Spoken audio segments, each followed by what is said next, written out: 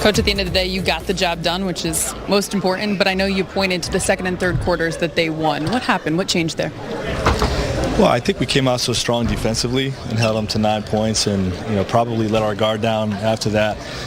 Felt like it was going to be easy, and this is a scrappy team we're playing. They're a good team.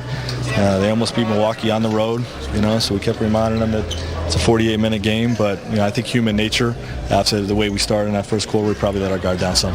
How would you assess the night that Anthony Davis had? It's easy to look at him and think he's great every single night, but one might think that this is a little slower of a night for him. Couple of blocks, couple of steals, active on the glass. Didn't shoot the ball well or score the ball well, but definitely impacted the game, was a big part of the win. Sir, you were outscored in the second half, 45-49 for the Magic. How key was LeBron James' triple-double tonight in getting the victory? Yeah, LeBron was great, in particular down the stretch. Just keeping the lead at a healthy distance, making weak side plays on the defensive end, and he quarterbacks the action for us. Calling the plays down the stretch, and we always trust our point guards to do that. He's playing that position for us, and he was key in the win. You're going to have a game where you win ugly. Is it good to do it at the beginning of a 5-game road trip? Yeah, I'm proud of our guys. It's tough to fly cross country, and and win that first game. And what I love about this win is, we can win a variety of different ways. We have great versatility. Last game we scored 140 points.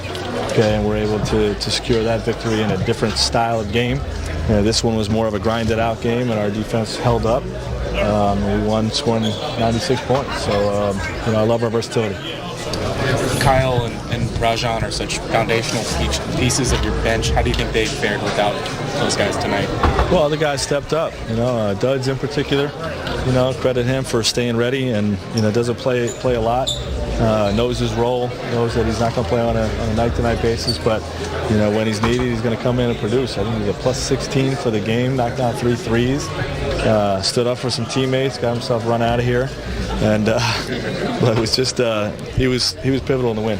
Scoreless in the first half, Jonathan Isaac ended up with 19 points for the game. Can you explain his game? He's a terrific player. He's growing every game. I'm happy for the kid. He's an elite defender, and his offense has really picked up in the last year and a half or so. And he gave us a great second half. What a nice game for you guys. What have you seen in terms of his confidence playing with that starting group? No, it's not just playing with the starting group. He's just playing with confidence in general. He's comfortable in our system. Embracing the role of really working hard on the defensive end, guarding one of the other team's best perimeter players, and knocking down big shots. We knew this was going to be a second side game, where they're going to flood to the strong side, and the shooters were going to get shots on the backside. And he made some big ones. And the Lakers pick up their 22nd win of the season, and they are off to one of the best starts in franchise history. Of course, the 71-72 team. You see that 22-3. They won the championship. 85-86 started out 22-3. And of course, if you want to just look at recent memory, 09 and 2010 started out 21-4 and 21-4. And of course, the result, there was a parade. That was sweet. That's new. Something different. Something different, huh? A little flavor. I like that a lot right there. Now you got to come up with that every time. All right, big game. We're going to go inside access for you. The Lakers are second in the league in second chance points. Dwight Howard returning to Orlando once again. He's shooting 74% on second chance opportunities. That's the best in the NBA. What does it do for a team's offense when Dwight is playing like that on the offensive glass? Yeah, he knows what his role is, and he's dug into his role. He's not looking for a play to be called for him, so he's not looking for the ball on any sets. All he's doing is being physical, and he knows when that shot goes up, he's going to put himself in position to get that ball, and that's what he does. He reads the shot takers, and he's always roaming around, and then he'll use his body, his physicality. He'll move people around. He hits people in there, and then when he gets the ball, he's a beast at taking it back up. A lot of them are alley-oops, a lot of them are easy putbacks, but it's just his attention to details. He knows what his job is, and he knows how to get to the points where he can get extra rebounds. Yeah, I think, you hit that right on the nail right there where you say he knows himself, and he's staying in the paint, staying around the basket. He's setting hard screens. He's diving.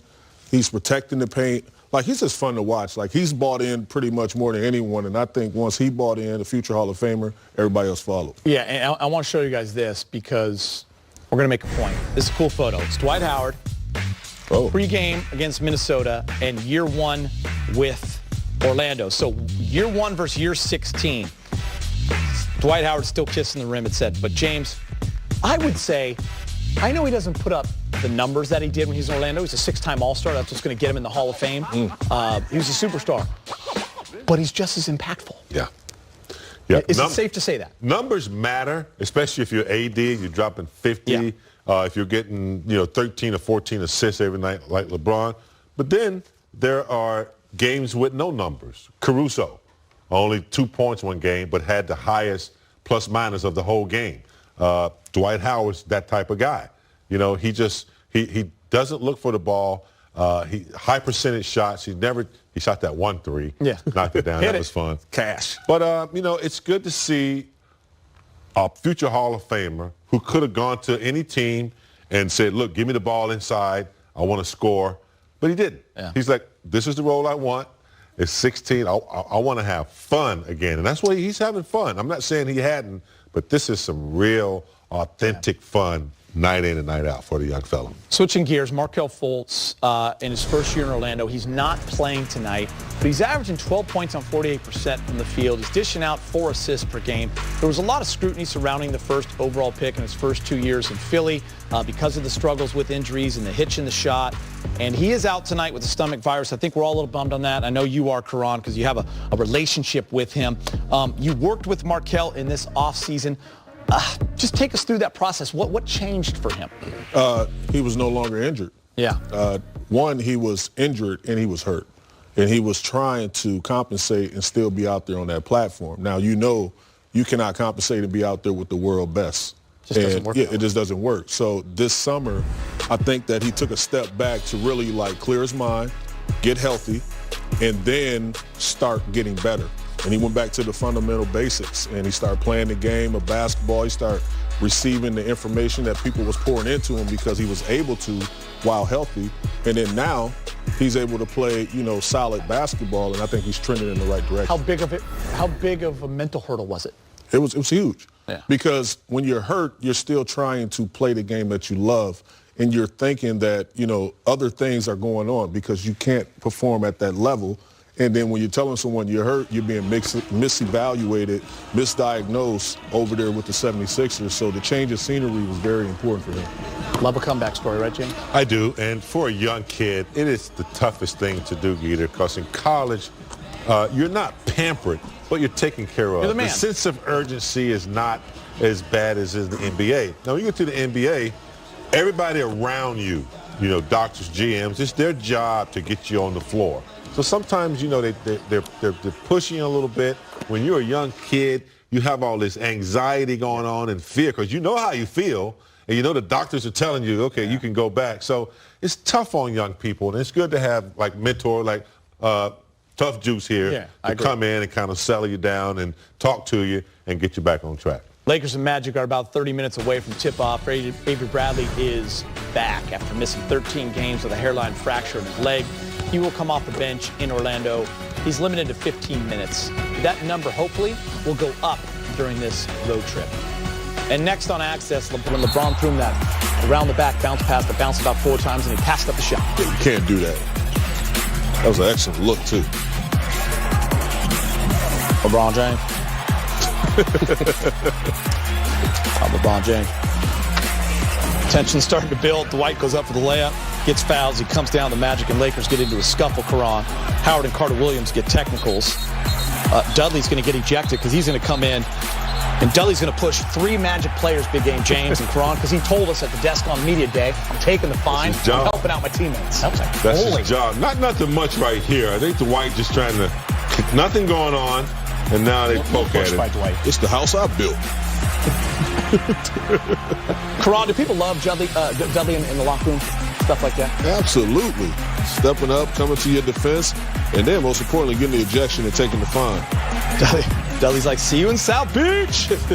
Stop. He did his job. the He did bus. his job. He'll take a few more nights off. He'll be back ready to go. Fisticuffs. He's fine. We said ahead of time, Dudley's going to have to step up a little bit with no Kuz tonight with that sprained ankle, and he did just that. Who's in the corner, Gron? My guy KCP. Well, it's Danny Green first. I got excited. I like that excitement. Who's in the corner? It's called a cross roll. There he goes. KCP is. That's winning basketball. Got him. Yeah, look at the bench. Let him know you made that shot. And then now it's LeBron.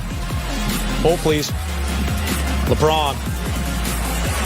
LeBron in your face, Charlie Murphy. LeBron Wow. James. I'm LeBron James. Fournier misses. Lakers win.